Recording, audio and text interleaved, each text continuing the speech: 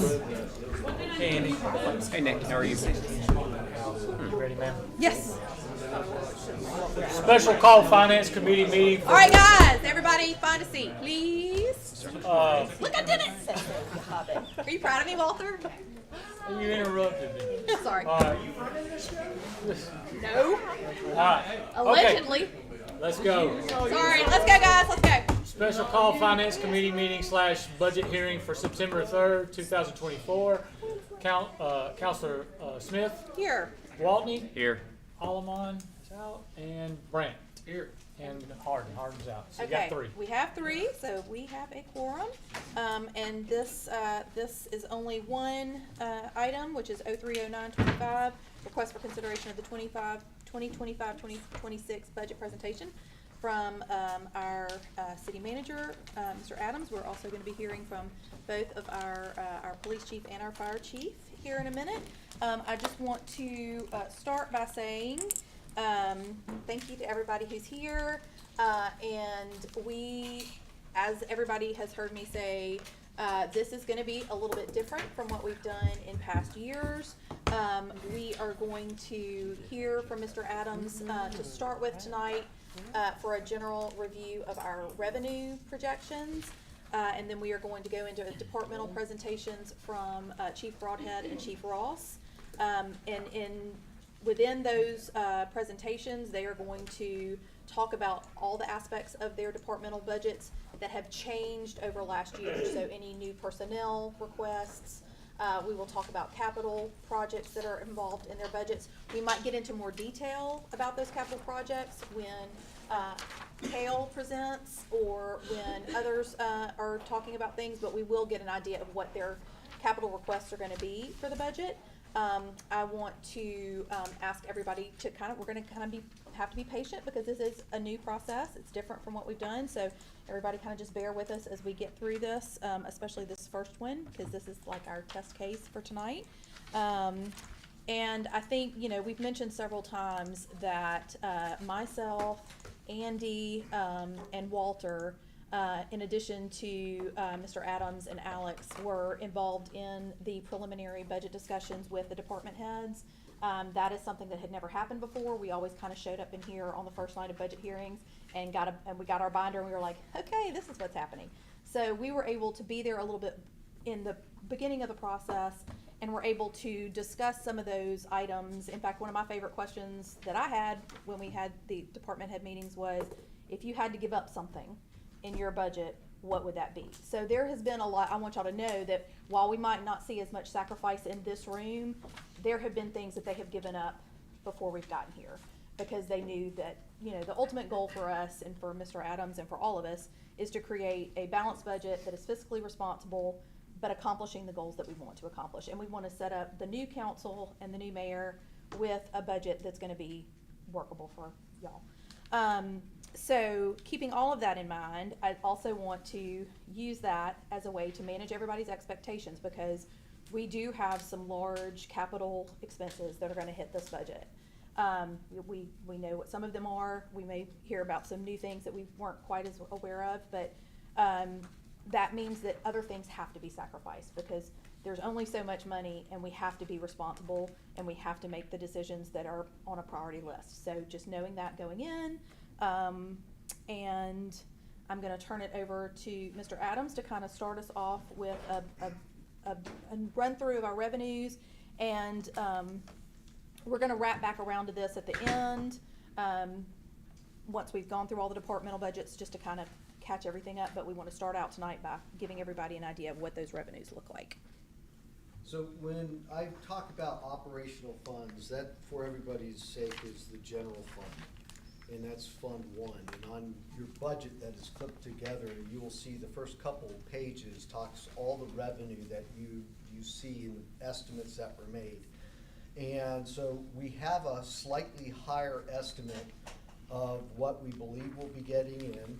And it's based off of the numbers we had and a projection based off of last year's numbers for July, August, and September. So we're doing very well. If you look at what our expectations are, we are doing very well.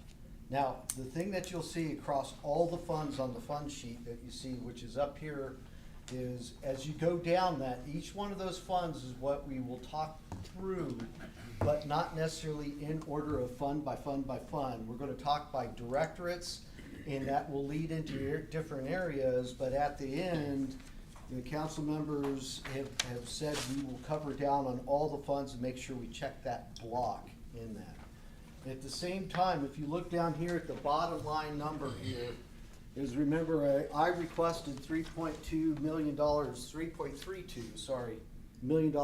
carryover funds, and that's what we project to finish at next year. So we have the funds, we're gonna support the future by doing this, and remember, I changed the bottom of our general fund budget to have a balance of 12 million. So we're not really going into debt. When I say a carryover, we are having a reserve that you can dip into, which isn't the reserve, it isn't the rainy day, it's just the explanation of how that is going. So when you balance out all of these, you'll see some that are negatives in parentheses, and you see it on your sheet. Don't worry as much as that. That is specifically for that fund balance.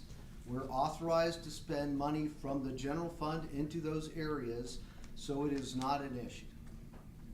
So this is basically telling you we can afford this budget, and if you go up to number one, the general fund, what we are asking for is what we're projecting in the revenue. So we're doing okay. And that's the most important part. Now, the next thing that I'd like to talk about, and when I started off this discussion with the representatives from the council, I brought up the simple thing in leadership. In leadership, you don't allow your subordinate leaders to accept risk.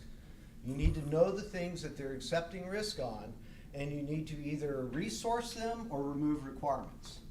So what you're seeing really is a fully resourced thing with some areas that we've already removed some requirements from, meaning the expectation that we'll provide a resource of. The simple truth is, this is a higher than normal budget, I know that, and that is reflected in the capital projects fund, because that's both capital improvements and things that are capital expenses that are purchases one time that aren't an operational thing that's in that account. And you will see it by directorate, and you'll understand what I'm talking about when we go through it. So we basically are saying, in a leadership environment, I would not accept them accepting risk without them telling me what that is and properly resourcing them. If I don't resource them, I need to remove that requirement from them, or I need to find a way to reduce services. And the best example of that is the trail that we have down there on Lakeshore. When we talk about adding on the new extension without giving more people to do things and equipment to do things, that person, Berkeley, was accepting risk. And he was accepting risk without explaining to you what the risk is. In this environment, you're getting that.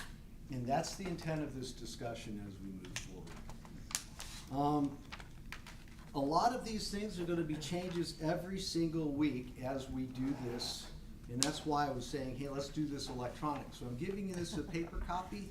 My hope is at the end we'll give you the final version. Understand, once we agree on something here, we won't change it again until it's all the way through the budget, and you said blessed off, and it's steady.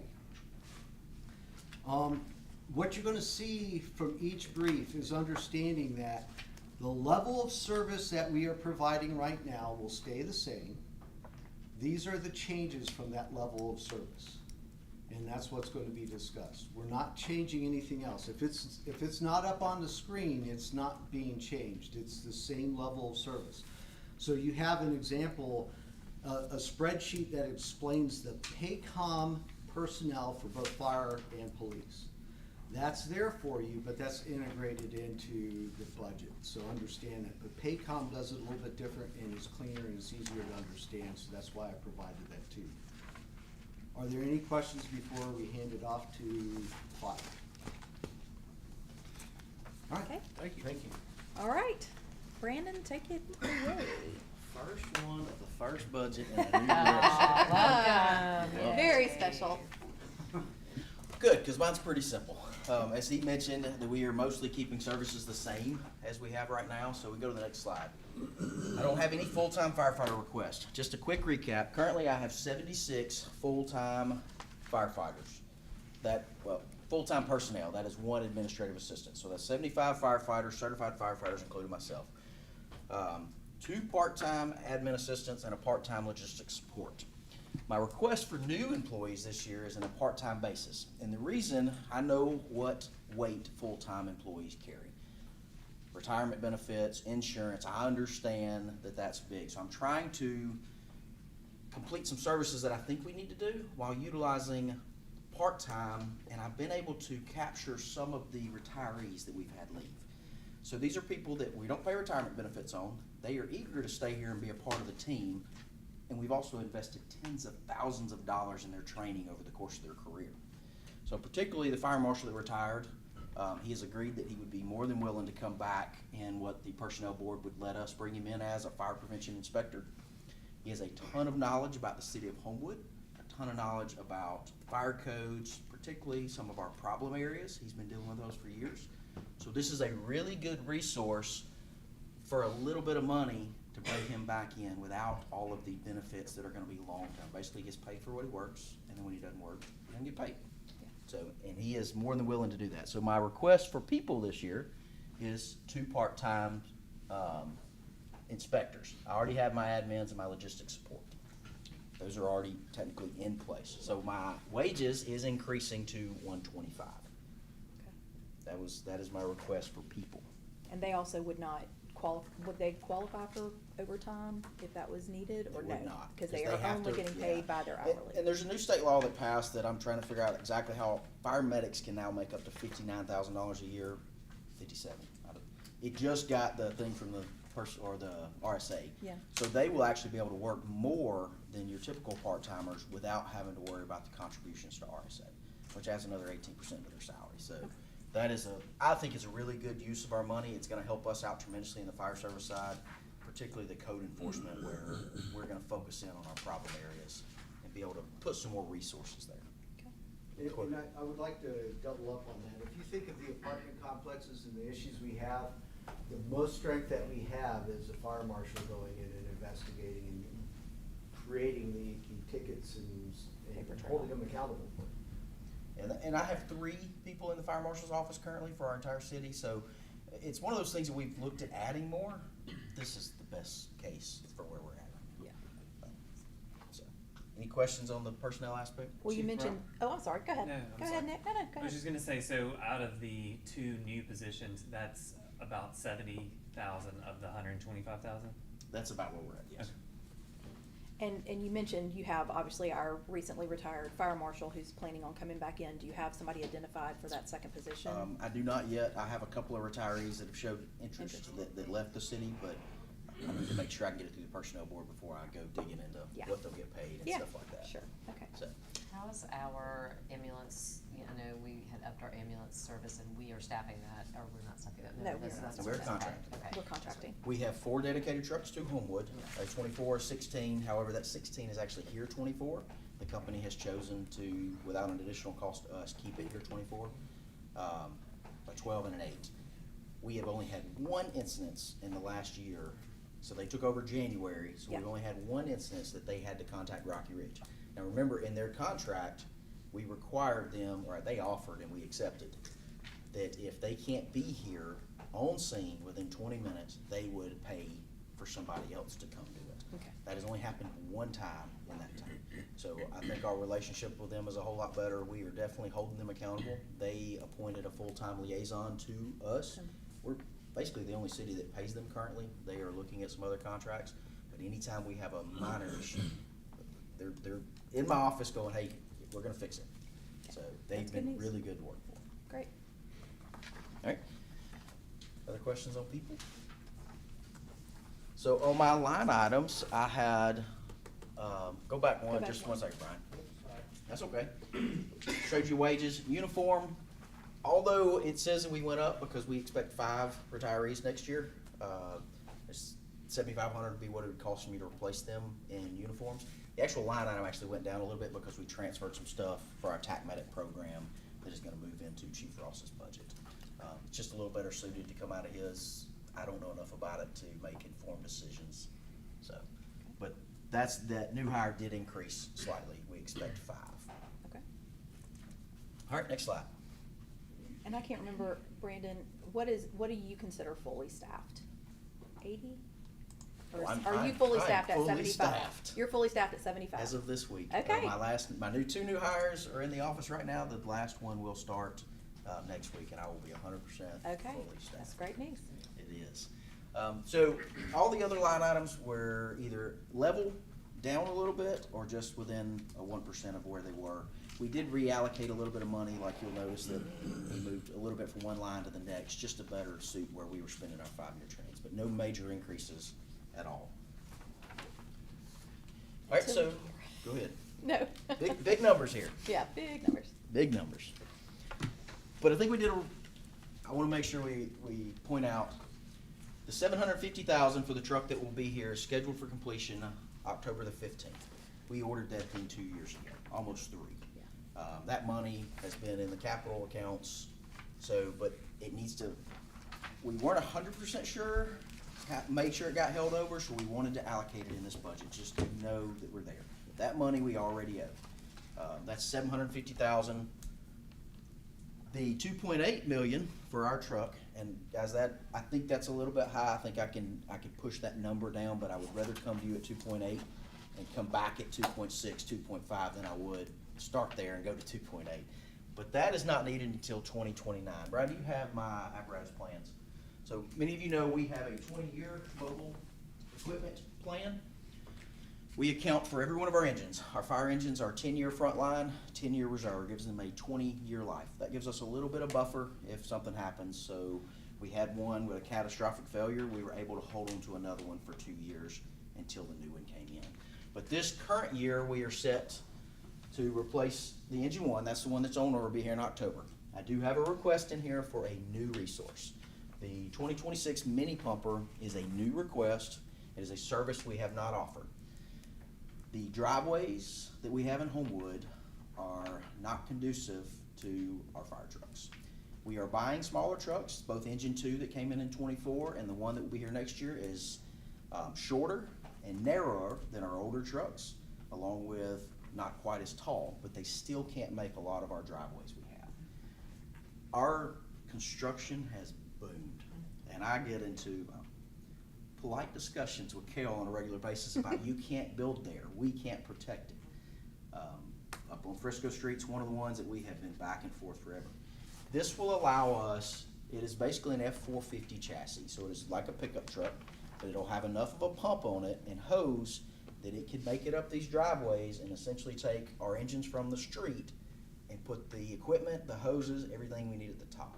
So one of the most labor-intensive parts of any fire we fight is getting hose in place and getting lines in service. I can't throw enough people at it for what this would cost. This would be a whole lot cheaper than hiring enough people to do the same job. So this is gonna put current staffing, we would staff this as a quick response / mini pumper. So it would make brush fires, small fires, any commercial or any structure fire, it would also go on as well.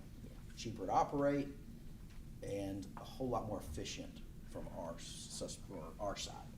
So that is my only new request is the 2026 mini pumper. All right, next slide. I'm sorry. And then the other replacement we have in this year is an inspector truck. We are moving to the truck concept to eliminate investigation gear, turnout gear from the cab. I'm trying to get all of that equipment, the cancer-causing agents, all the things that we're worried about, out of the passenger compartment and into. Both Chief Hall and myself, every vehicle we have bought in the last 2 years has been a truck style with a camper shell on the back. Yeah. Just creates a, so this is just a regular or replacement. It's gonna replace the 2013 Ford Explorer. Blake weighed in on that truck and which one to get rid of as well. Okay. So we'll roll some of the other ones down when it comes in. You'll notice that our 2013 Chevrolet Tahoe, which was cheap residence, but it only has 84,000 miles, so we're gonna keep it. Yeah. It's still in pretty good shape, so we're gonna roll it into training where it'll get a lot of miles on it in the next couple of years before we roll it out to surplus. Any questions on our current fleet before I get to the very expensive one? Next slide, Brian. Okay, so I've moved to 28, 29. It takes me this long to get that truck. This was on the thing already, so truck 4 is our current aerial. It is a 2015. 2015, yes. We bought it at a cost of $1.4 million. It's a 15-year frontline truck, so in 2029 is when I should be looking to bump it out. I need to order that sometime in this next budget year to do it. Now, we do not have to pay for it until it comes in. We have an option. We have multiple options. We can do a prepaid discount, which doesn't make sense. It's only a discount of about 3.8%, and we are currently making about 4.5 to 4.6% on our money. So holding on to our money is a better option than giving it to them today for a truck that's gonna show up in 29. We are pretty lucky. We planned correctly. A lot of people are scrambling to get these, but just like with Engine 1, they eventually called me and said, hey, I could get it to you earlier. And I said, no, you can't. Council signed on for it to be here this time. That's when I need it. That's when you're gonna deliver it. So that is my goal with this one as well. Even if they decided, hey, I can move up the thing, I don't need it until 29. But explain to us because I know there's a significant price change in what we paid in 2014 and then to what we're paying today. Y'all seen the news headlines where the Congress is going after the fire truck manufacturers trying to determine why we have had such a huge price change? So a fire engine in 2014 would have been about $500,000. The last one we bought was $750,000, and it's a cheaper truck than the one we bought in 2014. So everything is going potentially. But what we are looking at, and the reason I say I can get it cheaper is until we build it, I won't be able to give you the firm price, is what we call a tiller truck. So it is a aerial platform that articulates in the center. So it is a truck or tractor trailer style versus the one, y'all have all seen our massive ladder truck now. Yeah. It just doesn't fit Homewood.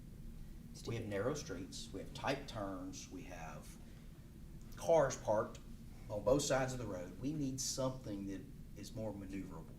The tiller style apparatus turns in the back with a driver and up front, so it can articulate separate of each other. Isn't that crazy? It decreases our turning radiuses by about 6 feet.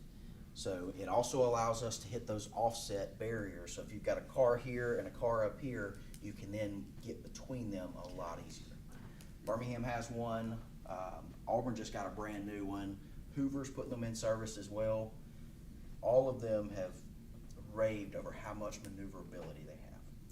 The things that we still have to iron out, I would say, is whether we're gonna put a pump on it.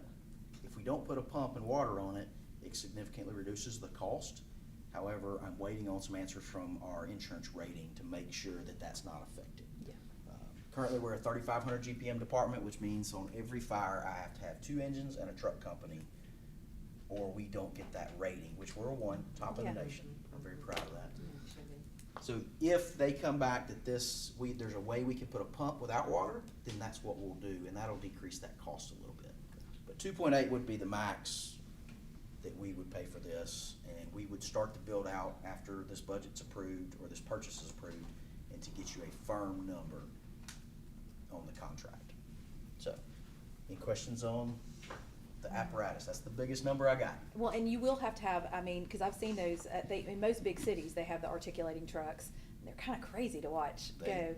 But you have 2 drivers, right? So I met with the personnel board, and you have 2 drivers, but they're not 2 promoted positions. Okay. So the tiller man there's not a position under the personnel. I can't say it won't come. Yeah.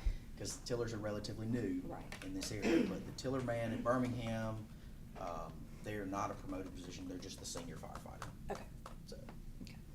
'cause I thought about that, because if I put that, I'll have to put it in the budget too. Right, yeah. Yeah. Currently, we can do it with the staffing we have. We have 4 people, which is something we should be extremely proud of. I don't know if y'all follow a lot of the other stuff, but 4 is a national standard, so we have 4 firefighters on every truck that responds. It's part of the reason we've been so successful, and we haven't made a parking lot in quite a long time. Our firefighters are very aggressive and very quick. So, all right, Brian, if you want to go back to our slides. That is my big one. I like to hit it first. The other ones are gonna seem so small, so small compared to that. Building improvements. These are a couple things that are, I think the next slide, Brian, goes a little bit more into depth on it.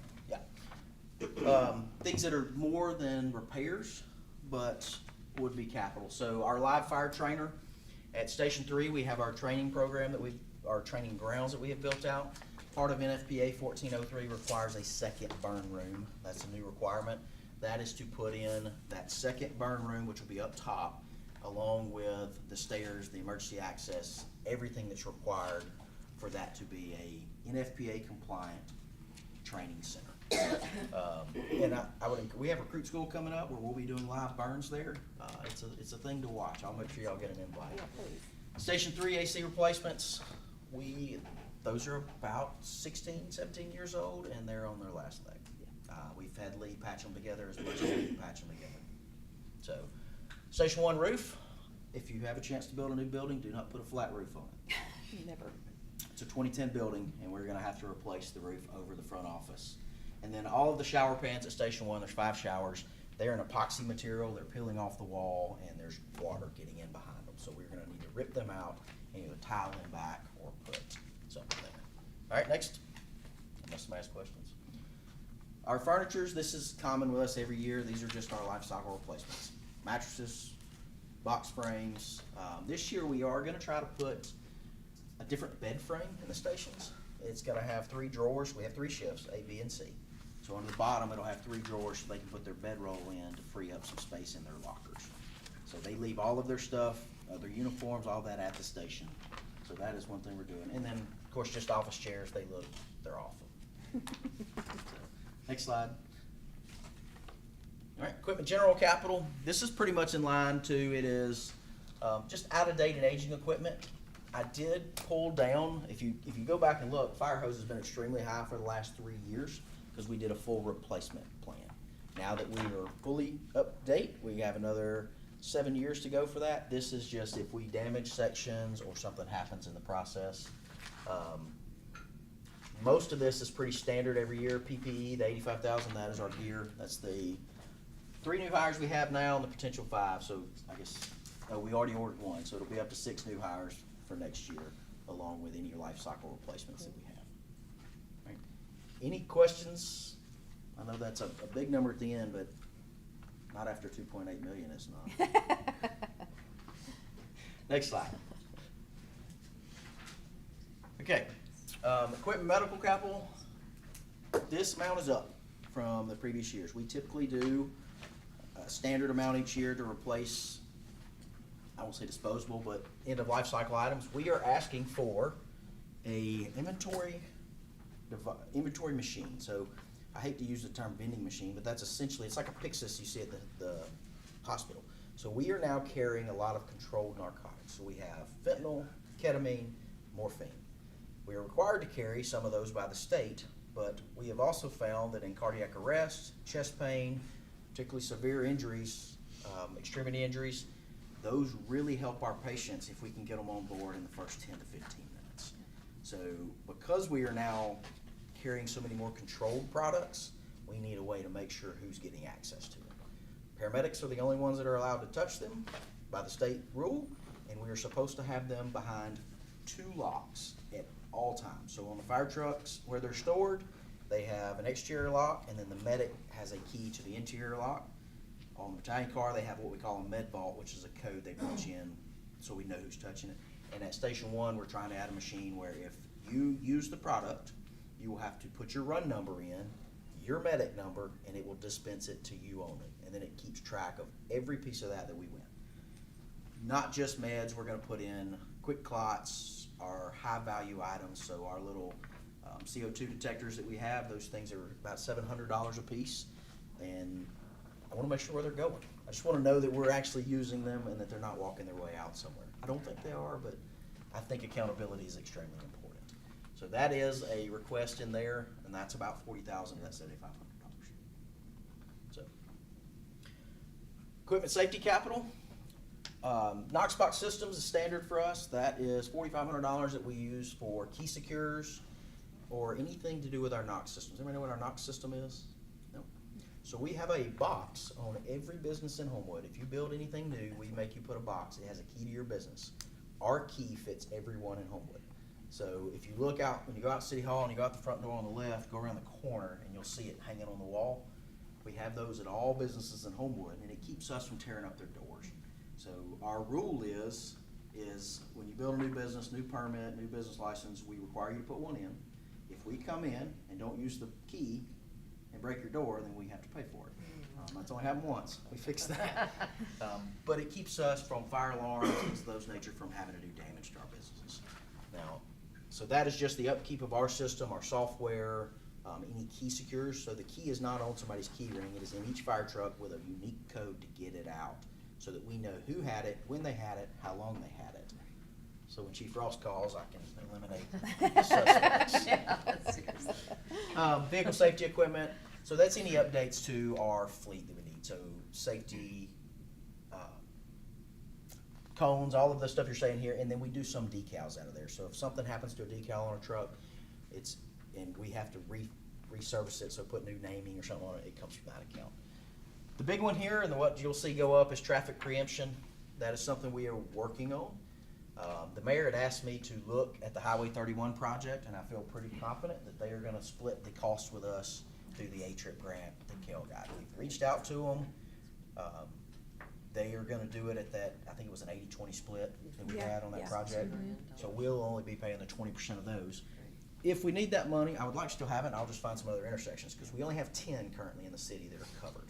Okay. Well, and I think some of those are gonna, I mean, we're gonna decrease, but there's some of that design is gonna change. Yeah. on 31, so. Well, yeah, and what this does for us, they're in every response vehicle we have. It ensures us a green light from when they leave out of the station. It's a GPS-based system. I get a speed profile or tracker on every vehicle, and it shows like when they're approaching, what their speed is, what their turn signals are, and it is supposed to trigger green lights in their entire direction.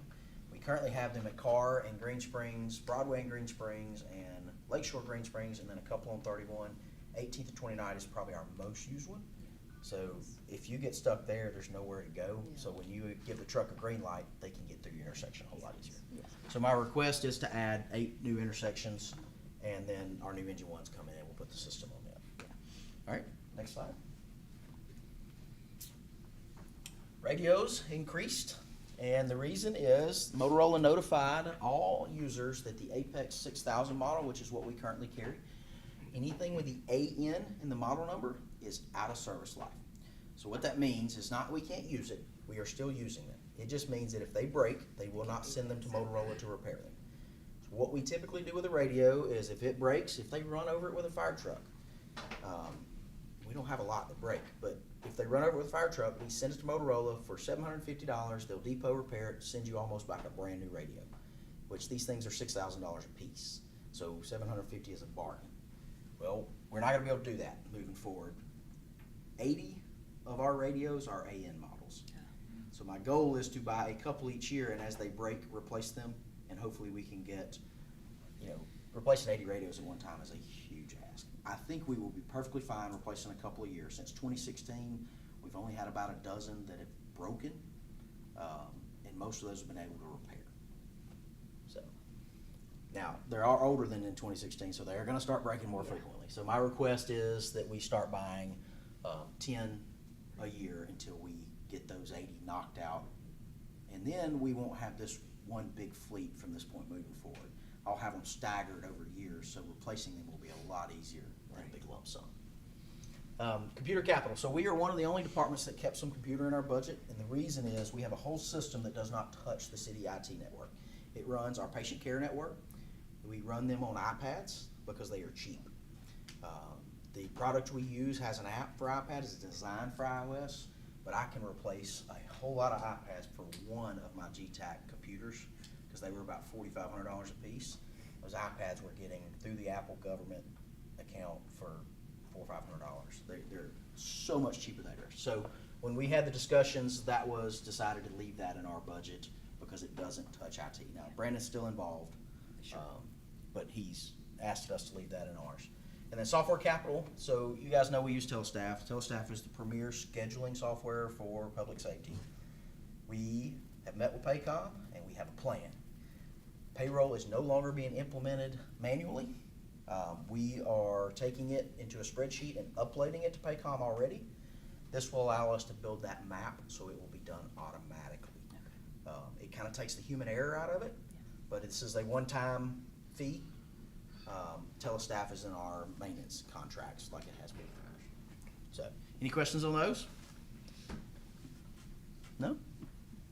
Yeah, I know, you're smooth sailing so far. All right, so we went over this one in detail, and I like to hit it first. The only thing that I didn't cut, so the passenger van, and you asked me, you said, if I gotta cut some, what's it gonna be? Yeah, That's a new ask. It's a want. We do a lot of training now locally. We went to a South Carolina deployment with our water team where we took our 2 boats, ATVs, and about 4 vehicles just because that's what we needed to take our people. If the money allows, this is something that we would like to have. We would get a 2,500 chassis van with 15 passengers so that it would tow our trailers, and you would have 1 driver instead of 4 or 5 drivers. And then the transfer, the bottom line there, we have a 2020 Tahoe that was bought by 911 funds. 911 funds are restricted, and the last audit, the discussion was, what are you gonna do with this car now that we don't technically have a center? I could still keep it because I'm still technically the 911 director. I still work on the state 911 board and all of those things, but I think it lends us to problems in the future, particularly with an audit. The proper way to clean it up, according to the auditors, would be to transfer the value of that from the general fund or capital fund into the E911 fund. Then that vehicle belongs to the city. It is not restricted. We can do whatever we wish to do with it within guidelines. So, any questions on vehicles? I know, Winsley, you'd asked me, and I know this is, but how long a fire truck takes, and they 36 months for an engine, 48 months for an aerial is best case sometimes. Yeah. Now, the thing about it is the manufacturer could catch up at any point, but it's the workload that they have. It's not parts. They just have so many orders that's how far they're out. well, because there's only so many people that do it. There is. Yeah. And we could potentially shop to a different manufacturer and get one a little faster, but after speaking with Blake, everything we have currently is Pierce. So that means all of our parts are the same, all of our service is the same, all of our technician training is current, and it is the same. So sticking with that manufacturer saves a lot of headache for the city. And if we order soon enough, we can still get it. Right. And I will say, what we didn't discuss here, because it's actually gonna be part of, well, Kel's not over there. Oh, yeah. I'm pointing at Kel. Part of $10 Kel's million. budget is gonna be, a replacement of Fire Station 2, which we all know outlived its lifespan about a decade ago. It is way past the time that it needs to be replaced, and that is gonna be part of our capital budget as well. And while it's not in Brandon's budget, it is obviously for the fire department. So that will be in part when we talk about Kel's budget, we'll be talking about the expense on that, because I think we're gonna go ahead and do some design and engineering and get that process started. Yes, And is so- that gonna front Green Springs? Yes, Yes. yes, it's gonna be on the city, the property that the city owns on Green Springs out in front of Publix. So that it'll be on a very visible location. And we have secured a access through the rear there so that we can have a drive-through so they're not backing off Green Springs. Really minimize the interruption to the businesses around there. But the location, it's a little bit narrow, so we're gonna have to go up a little bit, but we've already picked a design team. Plan to bring that to you guys to look at starting the design process so we can get you true bid numbers. Our current ask for that is 10 million based on what we're finding around us, but Yeah. you don't know those costs until we get there. So I did provide everything to Kale, like age of the current station, all of those things, and I'll be here, so that if I can ask you anything about the current fire station that was a service station that's been renovated 10, 15 times. Yeah. That they're redoing the electrical right now because we lost power to half of it, so I'll be happy to do that.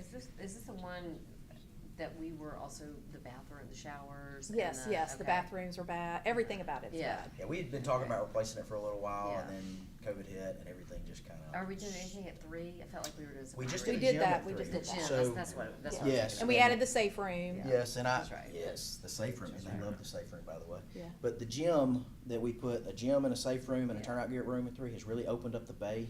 Okay. It's gonna get us a lot more useful life out of that. Now, we will look at some other renovations after we get into the Station 2 and down the road, but, Yeah. 3's a lot better because of that. Good, Yeah. good, good. So that Because I think project you is said complete now. with that project, we extended the life of that building to maybe 10 years? Yeah, we were trying to get another 10 years 10 years out of out it of so it. that we can get two built and in Yeah. place, and then look at what we're Then gonna that do way. with Station 8. Right, yeah. Will we ever need a station 4? Well, yes. I did If so. Sanford- So if I'm the working. Sanford thing had gone through, we would have had a new fire station. So, A true state. Road miles? No. The city's 8.3 square road miles. Density? Yes. Where would when- it go? It needs to be on Lakeshore. It needs to be on that Lakeshore corridor, somewhere around Sanford, Brookdale, right in there somewhere. It's gotta be within 2.5 miles of my tall buildings to meet our ISO for our aerial truck, and that's where it would go. But I still think that Sanford thing has got some life left in it. I'm not done chasing that one down. This tiller truck is one of the things that would really help Sanford, so I also think we should ask for some help back on it. But that's a mayor We'll let conversation. you, no. We'll let y'all handle that. Good luck. I talk to them all the time. I have tried to pitch the idea to them how great it would be for their parents to pull on campus and see a big building that says, Homewood Fire Department, Sanford Public Safety. I mean, you look at campuses today and parents are looking at stuff like that. So if the campus is gonna continue to thrive, they need to know their kids are safe, and that is a great way to do it.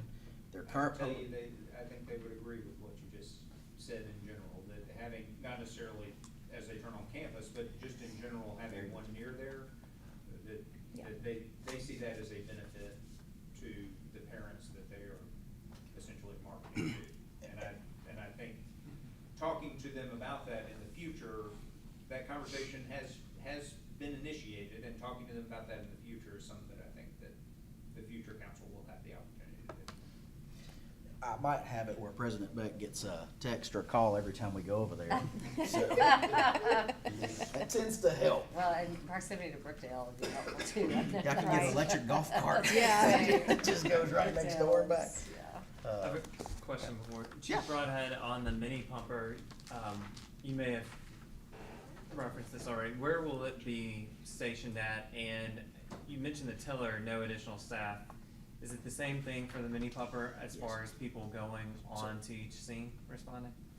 Currently, yes. Our plan is to put it in place at Station 2. That is the most central station we have, to determine how much we can use it. Looking at our call volume and where we are in those tight quarters, I'm confident that it can take a large load off of Engine 2, which is currently the busiest truck in the city. They're the ones that make Brookdale. Yeah. And so it can do things like that as well, but I do plan to staff it with current staffing and a little bit of overtime so we're currently using overtime to prop up some of our staffing anyway, because the firefighters seem to like it. It's not mandatory, it's voluntary, but it has allowed us to keep from hiring some of those full-time positions that will come somewhere down the road. We are still trying for the SAFER grant as well. If we get the SAFER grant through FEMA, then that is part of what the staffing would go to, and it would help staff it full-time, and it would cover for 4 years at no cost match to the city. And I So, can't remember, the last time we had the SAFER grant was. We've had a SAFER grant for the last, until last year. Till last year. Yeah, we got one back 8 or 9 years ago. We hired 3 firefighters, and then we renewed it and kept those 3. Yeah, Oh, Yep, we renewed it and kept them, and now we are completely out. yeah, But it's one of the big deciding factors on SAFER is that 4-man minimum that we currently have. Mhm. So when we put something in service like this, it's easy for me to go back and go, hey, to maintain that, I really need this grant. Yeah. And they tend to give a lot more priority to those things. okay. Are they still doing federal grants? I mean, just for the nonprofit world, I know federal grants are. For growing. fire, yes. We have a big enough influence there that FEMA seems to still be giving them out. I work on the grant profile grading for FEMA, so like when they do the fire grants, I've been a grader for them for like the last 8 years, and it's part of why I've been so successful in getting those back in. Cause you know Understand what to they're looking say, for. yeah, right. And you make friends with all the people that are grading them. Yeah. Never a bad thing. But FEMA is the one that is still pushing grants out. Most of the nonprofits have stopped. Yeah. My understanding is their equipment grants should go out in the next 2 months, and then their staffing grants by the end of the year. Okay, so you might know something maybe by December or so. I hope so. Hope so. The next one is already open. We Yeah. wrote for it too, so if we get this one, I'll have to come back and pull that one. Okay. But I'll keep writing every year until probably at least till they know, right? Yeah, right, exactly. So, Does anybody else have any other questions for Chief Broadhead? Well, thank you, thank you, thank you. That was painless. Yeah, I tell you, we're making it easy on you. Well, mine's gonna be easy, Brandon, because I don't have any $1 million trucks, stuff like that, no mattresses to replace. No mattresses. That's, So I where all hope the- mine will that's be. where all the money goes. Yeah, the mattresses, Those yeah. dating mattresses. So I hope that mine will be a little easier to digest, and please forgive me, my voice is a little out of whack. I've been under the weather the last few days, but I'm trying to get through this. Brian, next slide, please, sir. So, can we go back to personnel, maybe, the slide? There we go, yeah. So just to jump right in, if you're ready, Barry, Yes. we'll talk about our personnel requests that are new for this year. As you can see, I'm asking for 3 new police officer positions. We currently have 87 sworn police officers in the department. This will take us to 90. The reason I'm asking for these 3 new positions, number one, we have been challenged over the years since we've had the Greenway, the trail that runs along Lake Shore Drive, as to how to police that trail, how to patrol that trail, how to keep it safe. We've used a variety of different methods, vehicles down there and so forth, many of which have caused more problems than they did good, perhaps. So our latest idea, and we talked to a couple of council people about this several months ago, is to reform, I should say, a bicycle patrol unit and task them with one of their main areas of responsibility would be securing and patrolling the trail. As you know, the trail has expanded now west behind Walmart and Sam's. So we have even more area to secure and patrol, and we have had some criminal activity on the trail. You've probably heard about some of those higher profile crimes that we've had to investigate. So this is what 2/3, I guess, of these police officer positions will be serving for in a bicycle patrol unit to make the trail safer. The other police officer, as you can see, is to replace a retired school resource officer, and 80% of his salary or her salary will be paid or reimbursed by the school board. That is our current contract with them for our SROs that are assigned to our schools. So 80-20 split. So as you can see there, the city would pay approximately $84,598 for each officer, but that third officer will be reimbursed at 80% of the salary plus benefits. And I will say, to Chief Ross's point, after we, as a council, we passed an ordinance that no one would be able to use motorized vehicles on the trail. And we had a situation where our officers were actually riding their motorcycles on the trail, and I had numerous complaints from people about that. And so Alex and I went and talked to Chief Ross about how we could possibly do something differently there, and Chief Ross was wonderful about, well, we could, because we used to have a bicycle patrol unit, we had long since not, so that seemed like the perfect situation and resolution for that particular problem. And the good news is we're also building a pavilion on the trail at our new trailhead at the soccer park, which will allow a place for the officers to store their bicycles, and they won't be able to clock in there. Like, it'll be a whole situation where that'll be a really good place for them to have that access, and it'll make things safer. We won't have those motorized vehicles on the trail. It's the right solution for this. Thank you. Yeah, absolutely, Barry. Anybody have any questions about those 3 officers and what they'll be doing? I want Ben Sutton to be a police, You want him on a bicycle? That's a great idea. I will pass his budget unless he. I will make it a point. Life insurance policy.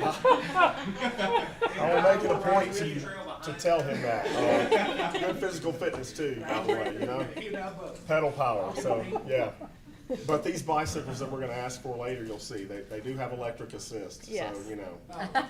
I mean, if you gotta go Ben's all fast. in, I'm Yeah. signing up. So that's the police officer positions, like I said, will take us from 87 to 90. Yes, ma'am. I have a question as well. We have had discussions about, new officers to allow for the restricted residential parking that we're considering. Is that included in Yes, this ma'am. as well? Okay.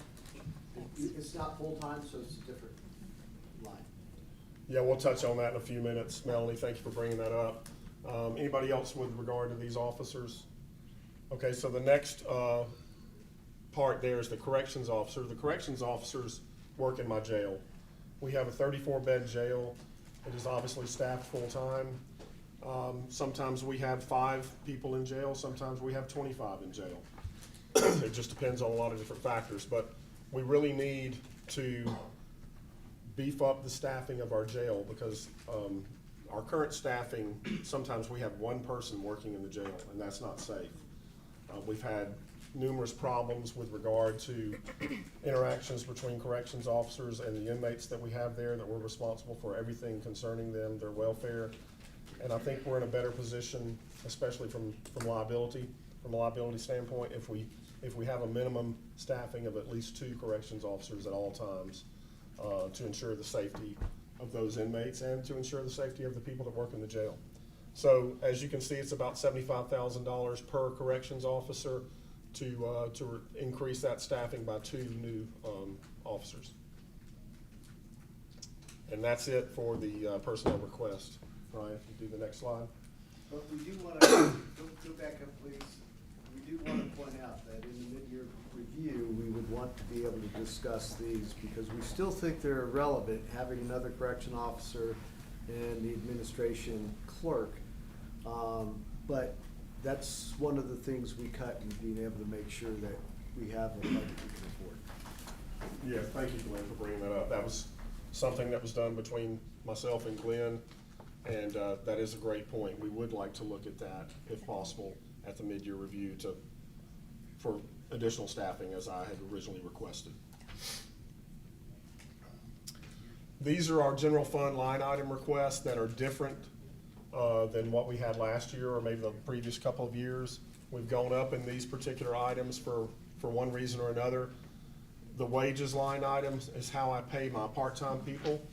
So Melanie, to your question about the parking control, instead of putting a classified position that I would have to go through the personnel board and recruit and hire and make them a full-time employee, I've decided to try to increase the line item there for wages and hire a couple of part-time, 2 to 3 part-time parking control officers, preferably retired police officers that could come in and do that service for us. And so that's the reason for the big increase there in that particular line item. And also our code enforcement officer is paid out of that line item as well. He works 3 days a week and kind of as an augment to Scott Cook over at Kale's department. And Chief Ross, the 3 part-time officers that we're thinking about, that we want to hire for the traffic control, will they also have vehicles? How will that work for them? Yeah, so they'll be parking enforcement. That will be their task, and they will be in old kind of not surplus, but that cars that we've taken off the line. Sure. That won't be utilized in an emergency capacity. That will still be marked up, very similar to a patrol car. Yeah. But we're not asking for a new vehicle or new vehicles for them, but we're asking for an increase in the wages line item. Sure. There's also a piece of software that I do not have in my budget, but I want to tell you about it if we have just a second. We just had this discussion today, they briefed us, and we think it's good software. So to really do the parking control efficiently, we have determined that many of our neighbors are using sophisticated software that allows them to enforce parking ordinances, violations, a lot more efficiently than the old-fashioned way of, you've seen people with a long marker, they mark chalk mark on your tire. Yeah. They come back 3 hours later and see if it's moved. That's not a great way of doing things. In fact, it's been ruled unconstitutional in some states because some states have viewed that as an illegal seizure of your property. That's not the way it is in Alabama yet, but could be coming. That's our method of doing it right now.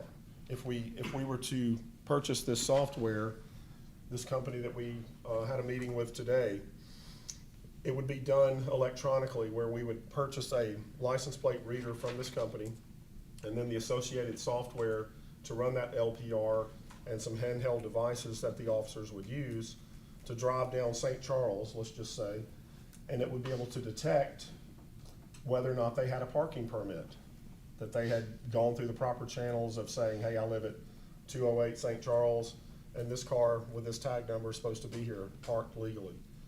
The LPR would be able to drive down that street and detect that automatically And if there was a car that wasn't supposed to be there, that did not have a permit to park on that street, it would issue an alert to the officer, and they would be able to write a ticket and use a thermal printer and put that ticket on the windshield of the car. So, and it would keep up with the fines and all that. It would enable the person that was in violation to be able to pay the fine online, go through our state system that we already have in place, work together with it. So it's a very, very good piece of software, very good piece of equipment, but it is expensive. It's $91,000 and some change for 1 year to buy the LPR, the license plate reader. That's about half the cost. And then the associated software is the other half of the cost. And do they do does the company like do maintenance and Yes. all that? Yeah, maintenance would be included in that contract. There would be some training included from that company. And then we could decide after a year if we liked that, then we could contract with them for several years at a time. But that's what we learned today. This is something that we've been researching now for a good period of time when we've been challenged with these parking issues around the city, not just on St. Charles and the Edgewood Business District, but in some other areas of town too, where we could use this equipment and this software to more efficiently enforce our parking ordinances. That's not in our budget, Yeah, but if I can add on to it. Yes, sir. The tail's what's made me concerned. The tail is the annual subscription cost is just under $50,000. Even with the concept that was discussed of raising the tickets up to $100 a ticket instead of the fine that's not even a slap on the hand of $5 that we currently have. Yeah. The truth of the matter is there's a lot of enforcement to be done, and there's a lot of locations that we can do it. But I believe after the first year, a lot of the offenders will stop doing that, and so I'm not sure if it will be a good payoff. I foresee the first year intelligent, and then a discussion each year, and it's a possibility the price could come down a little bit as more competition, but I wouldn't bet money on it. So I wanna be honest with the council as we're going into this. I was excited. I thought, $25,000 was gonna be a legitimate price for an annual tail, but I was surprised by a $50,000 tail to this. But the capacity of this, the user friendliness of this, they literally can drive down the road and the LPR's on. It's linked to, say it again, NCIS? it's linked to NCIC, which is the National Crime Information Center. And so it will alert the police department, not the person driving, it'll alert the police department where whatever that license was picked up at, location, direction, everything, date, time stamp, just like it can do for the parking. But it will alert and say, hey, this is a concern, stolen vehicle, any of the codes that you can have. So that has a benefit of driving around the city, going to all these different sites and adding additional protection. But I don't know what I would recommend to this council on putting this in, because it's a substantial tail. So here's my question, that would be my question, Chief Ross, is this, you said it's not in the budget that you have currently proposed. Would you want to maybe think about that when y'all do the mid-year review in March and see, once we get these new traffic control officers in and they start doing their work, if we see that, wow, there's way more here than we anticipated, or if. One of the big things that I wanted to make sure I brought up in this setting was the permitting process for residential parking has a cost to it in and of itself. This would solve that equation by allowing people to go online, because they'll do a geographic fence on the map. And so if your house is on that, you can get a permit for residential parking, and we could put the price at it whatever we want. It wouldn't make sense to go big, it would just probably $5 a car. But the key is it would automatically set the conditions for a residential system in which we don't have to have placards or anything else. They just register the vehicle. There could be guest vehicles, there could be service vehicles. They can do this all online instantly. They can do it whether it's on your cell phone, computer. It's very user-friendly interface. And so the benefits are pretty big for doing the residential. If we delay until you know, the mid-year review, then we're actually saying we're gonna delay the enforcement of residential parking, because I don't know how we do the residential parking without doing permits, and that's a whole new thing of cost. And we didn't research that, we were looking at this, we had expectations that this would be more reasonable price. All right, so I guess my question would be, what's your recommendation here? My recommendation would be that we add it to the budget and try it for a year and see how well it works for us. Because like Glenn just said, if we delay it, then we have a whole other issue to try to figure out with regard to this residential parking issues in and around the Edgewood Business District. So, And the side benefit of the additional security, as they're driving around, the LPR is working. yeah, we have used LPR before. Yeah, don't we have them in some of our police vehicles? Well, instead of using LPRs now, we have LPRs that are flock safety cameras. Oh, okay, That are yeah. mounted all around the city. Yeah, right, okay. Rather than driving around on the In front the of a police individual, car, but right. Glenn's exactly right. Another benefit of this would be that officer who's driving that parking control vehicle would be riding around the whole city, and that LPR is automatically detecting license plates wherever it goes. And ultimately, we're going to have hits for stolen cars, a vehicle that's, involved in a crime, kidnapping, or robbery, or something like that, tag number associated with it. So it's going to prove beneficial for public safety in and of itself, in addition to the parking problems that we're having to combat. Chief, is this on top of the part-time officers? They would be Yes. utilizing this software, so this would be, really, I guess we could consider it a capital purchase I think it because would we're be. buying the LPR. So the And the initial software. 91 is a capital purchase. It includes the software and everything. What the next year is that is That would be a maintenance contract. operational cost. Yeah, it would be a maintenance contract, yeah. Yeah, it's $91,429 to purchase the LPR and the associated software, which is a capital purchase for this, for the next budget year, this upcoming budget year. And then throughout the year, we can evaluate the effectiveness of it and decide if we want to put the maintenance of that software and that LPR back into the budget for a contractual service. I would like to see a robust communication strategy to our citizens so they know that they have been asking for parking enforcement for years. We are delivering, move your car. Because you know how it is when we start pulling people over and we're like, well, the people Yeah, in the yeah, neighborhood. yeah. It's Well, gonna I be mean, like, well, no, the people who live that's here. part of the communication, part of what I asked for when I first got here. So, Yes. yeah, I do want that communication. And that's coming too. That's gonna be, But Yeah. we have got to be really intentional before we put this into use. yeah. Yeah. And we are telling our citizens, hey, right, Mayor? You're right. Okay. I'm just preparing y'all. I know. Because, I know. you're the ones that are gonna be here. The business And owners. and let me say this, I'm not suggesting that this shouldn't be done, but I want everyone to be prepared for it. After the communication goes out, there's going to be a group that comes back about privacy concerns. I'm not suggesting those override anything, but be prepared. That's what's coming is privacy concerns. I think there are answers to those privacy concerns, but just be aware that's gonna be a quick response to it, is because there are some people who don't like what we currently do with the flock cameras and all that stuff. I also, I have not seen the details of this, and obviously this is new, so I'm not suggesting this as a whole. I just have a question that I also think will come up, which is to register your car to be on St. Charles, for example. Obviously, if you've got family or friends coming over, there's some way, I assume, to register There that is. car. It is very easy. That's my concern. Yeah. So how does, and there may be a way to do this, how does that get registered, but someone who's coming in Right.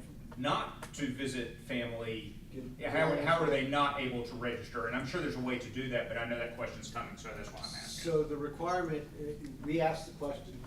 So Sure.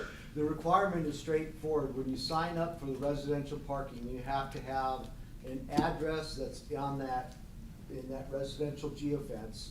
and then you have to present proof of ownership or living there, which is either a utility bill, your driver's license with that address on it. We could show the different things, a lease agreement, and that would provide it. And then that person is therefore authorized to grant however many we decide they are allowed to grant visitors.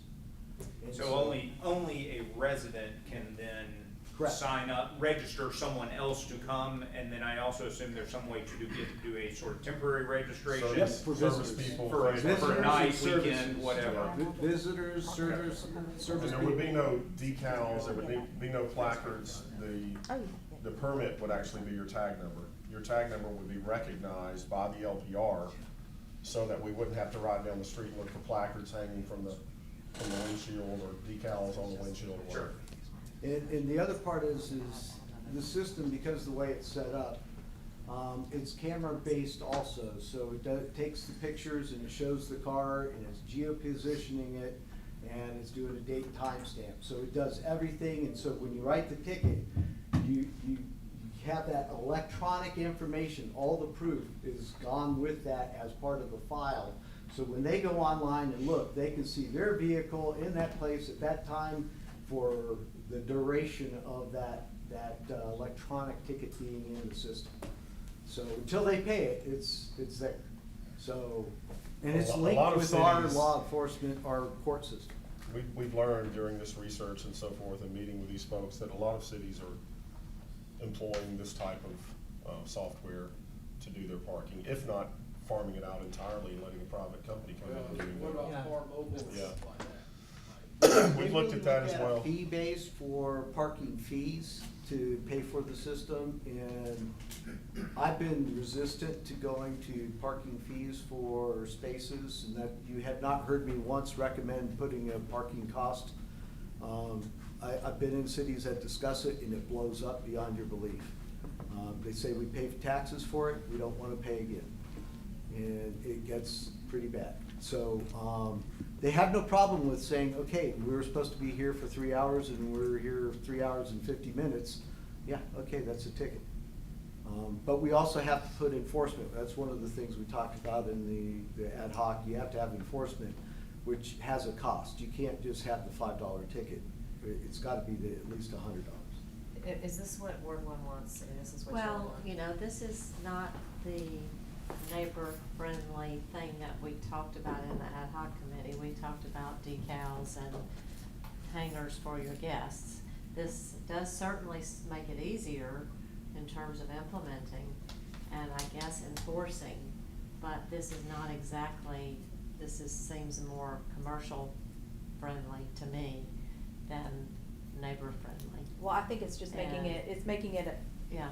a more Yeah. successful enforcement That's right. situation. I mean, I would like at least a conversation about if there was a way to have something available for guests that did not require, I mean, when my friend comes over, do I have to register their vehicle? If I mean, I have think that- that's what you're Yeah. looking at, Well, yeah. but I guess I would just like to explore something, you know, besides that for visitors.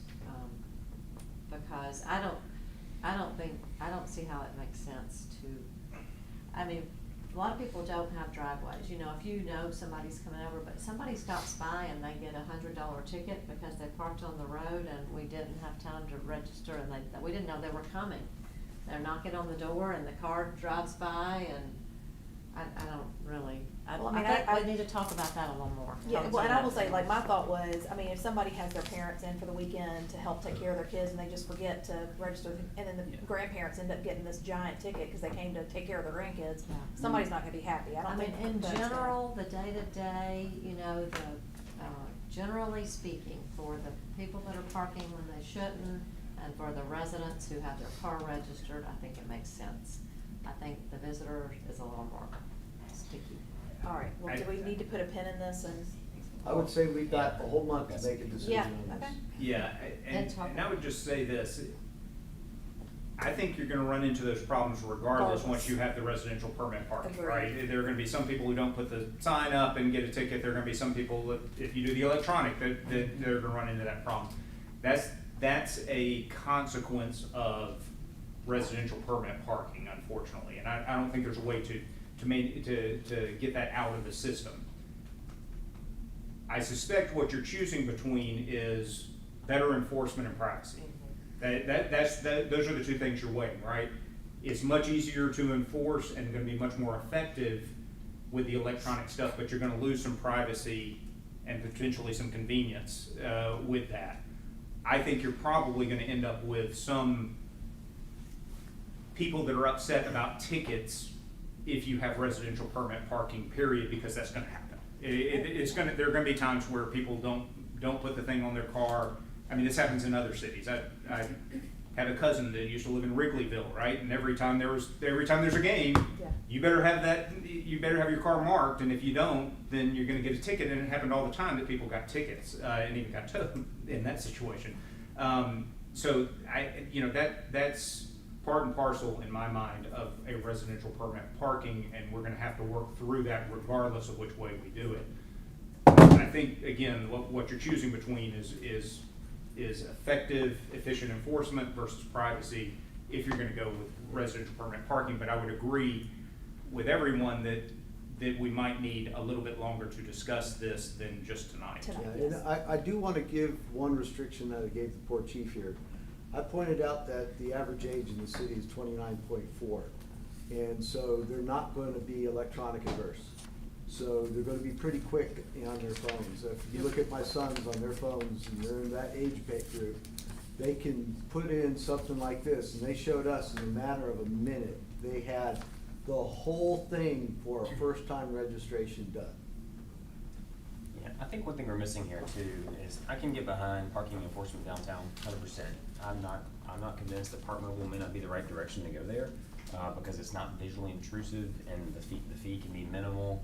From an administrative standpoint, it works in every other city that I park in a lot of different places and it works really well. But the second side of this is the precedent that we're setting. So there's 9 houses in the main affected section of the block over in St. Charles that's driving this. So to answer your question, no, Ward 1 doesn't really want this. It's 9 houses that want this. Well, But that's not I'm not exactly. done yet. Let me finish. Okay. So the second side of this is what we're not thinking about from the precedent perspective is, and it is 9 houses, but when you extrapolate this out to other parts of the city, because it's a citywide ordinance that we have in place, if you look at what this could do to a Gianmarco's, if we restrict parking down there, because it's all residential, we can't go back and add parking for Gianmarco's. If we add this to some of the other districts that are not on top of my head right now, maybe even West Homewood, for the stuff that's going over there, do we want to curtail the future longevity or the future, viability of a business because we're saying, okay, 100% the street parking that's the city's parking is now restricted to residential? I think that's a dangerous precedent to set, because if we do this in St. Charles, the residents over on Broadway want to do it by Gianmarco's, we really can't say no. I'm not on board with basically $160,000 for 9 houses in expense. I'm done. Okay, well, we have looked at this street for a long time, and if we don't restrict, we can't just yellow curve it, because then we have one lane driving down, but facing one another on the other side. And Broadway is really broad in front of Gianmarco's. 4 cars can go side by side there, so that's not a fair comparison. But so what happens when you, if you block off traffic, yellow curb in one block of St. Charles, it pushes it to the next block of St. Charles, or it pushes it to the next block of Highland. So we're not talking about 9 houses. And yes, it is expensive, but we have looked at many options, and I think this potentially could be used in other parts of town, and I don't see a reason to not try it. This particular, this is our first option. This is the easiest option in terms of police force enforcing this restricted parking. But the neighborhood in and around the Edgewood Strip absolutely needs some help, and I think restricted parking is a good plan. We don't have to go this way, but we definitely need some sort of restricted parking. Well, I do think eventually, I do think this is part of it is, I really want to see how much help opening up that Dawson that lot is gonna be. I mean, I think, listen, it's gonna take some of the people who are going to those businesses on this end away, cause listen, there are days when I go to try to pick up my prescription at the pharmacy, and I have to park down on the South St. Charles end. Right. Just because there's nowhere else to park, so Well, it might take some of those people off. I don't know, I mean, Yeah. I think there's, I don't wanna rush into something that we can't reverse before we actually see what some of the other solutions that we're gonna put into place are gonna do. Well, I think we can reverse. We can try this for a year and we can get a lot of good parking enforcement across the city. And in addition to that, we can try it in the St. Charles area. You know, anybody going to the Strip drives up St. Charles first to look for parking when the parking lot is full. And when they can't find it there, they're gonna meander around. They're generally gonna park on the street though, and it's already started this year. We have cars that park on both sides of the road. And opening the deck 2 blocks down, while I hope it solves some problems, even when the deck was open, I didn't see a lot of people parking there, but I don't imagine Yeah, I mean, I don't think it's gonna be going huge. to, I don't think it's really But gonna I think, I impact. wanna see what happens, I do But wanna see what happens. I think this is a good plan to consider for parking enforcement across the city. And I don't know why we wouldn't see how we could hopefully use this for the residential parking. Just give it a try. It's 3 streets, it's 3 blocks that want to try it. I have a feeling that a few others will want to, because once we restrict it on a few of these blocks, it's gonna push traffic into a few other blocks. But there are 3 main blocks and a half that want to try it, and that need it, because we've had cars wrecked, we've had yards driven through, we've had driveways parked in. I mean, it's a bombardment for, and you know, we can say it's just 9 houses, but it's been Ma'am, pretty there's hellacious. a chance at the end of this to rediscuss this. Okay, And the yeah. administration part, I don't know how much more. Yeah. Just one question. Yes, sir. In almost every sense of software, there is sort of a demo program. Is there an opportunity for a demo program in this? Well, that's what we had today, They just demoed it demonstration to of us, it. not a demonstration field. out in. Not in the Charles. field, they just, it was basically a Google Meet. They showed us all the software and demoed how it would be used by our personnel and so forth. I could probably set that up if the council wanted to look at that same, what we saw today. Maybe a We moderate have fee one to see dynamic if, speaker. Yes, yeah. yeah, maybe there's an opportunity to do a short-term demo just to see if there is an effectiveness before we even made an annual decision. I can certainly check into that. Maybe they send a rep out and they actually let us hold it in our hand and. Yeah, yeah. I mean, I think Use a it. neighborhood meeting would be, that's really crucial. Well, yeah, absolutely, absolutely. I mean, I still think that we ought to consider a little something different for visitors, aside from this, if we can. But, I mean, I don't see why this wouldn't work perfectly for residents and, you know, for straight up residential parking. I don't see why this wouldn't work. Chief, did you say this will somehow work towards other enforcement, not just in that area? Yeah. Yeah, it Was that on would be 3-hour utilized throughout the parking? whole city. Yeah, it would go everywhere. Any parking enforcement that we needed to do in the whole entire city would be. So if we'd we're use out, So it. downtown. out here where it's 3 hour parking, it'll drive by and it'll register, the next time it drives by, it'll register. And who then will it'll have alert this? Everything. Our have parking it? control officers will have this technology, this Okay. equipment. So, like, they could ride through the back lot here, Uh-huh. and the cameras would be looking at cars on either side, parked on either side, Okay. and it would automatically detect if that car had been there more than 3 hours. So it's a dual purpose. Right, so not just it would for help us family. enforce the 3-hour parking here, it would help us enforce parking violations at the hospital, Okay. anywhere in the city limits, it would help So us it's not with just parking enforcement. Edgewood. And then it would also provide us with that additional LPR out in the field, not that they're out there looking for things like that, but they're going to inevitably come across things that the LPR is going to alert the police department about with regard to a vehicle, possibly involved in a crime or wanted for some reason, or it's stolen or whatever. Do we know, is this the system that Mountain Brook uses for their parking enforcement? It's very similar. Similar, so it's a different Yes. company, but same Right. general idea, okay. Chief, how many parking control officers do we have downtown right now? We added one we don't last have- year. We have 0.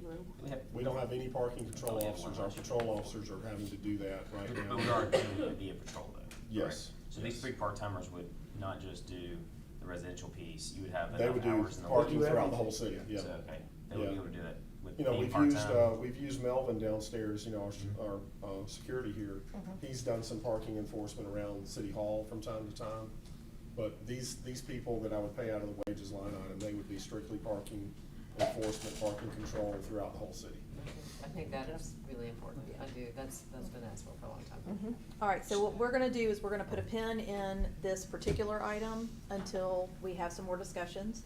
So we'll come back to that, like you said, toward the end I of have the a budget wages discussions. non-software question. Yes. Just really quick. Yeah, I think you just answered it. So these people will not do any moving violation type enforcement. No, they will not. Okay, thanks for clarifying. Thanks. Okay, all right. All right, so let's move along. We'll try to speed us up here. The uniform line item, we're going up slightly on that because we're adding personnel. I'm asking you to provide me new officers in the jail and out on the road. That's why that's going up some. The same thing with our ammunition budget, but also because we year after year, we see a pretty big increase on what ammunition costs because there are wars going on all over the world and it drives the prices up for ammunition.